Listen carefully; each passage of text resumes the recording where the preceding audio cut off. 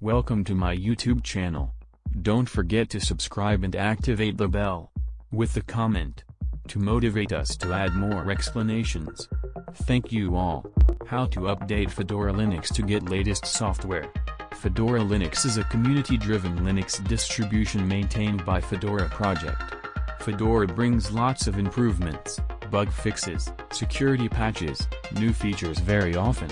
So it's very important to keep all software up to date.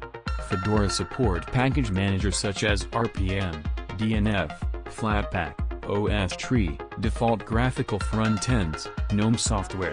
In this tutorial, we learn how to update Fedora to get the latest software. There are two methods to update Fedora, GUI and Terminal. Here we are updating packages, installing security patches, kernel updates, and software updates, not upgrading to a new release. Update Fedora from Terminal. This is the recommended method to update software as you get more detailed information.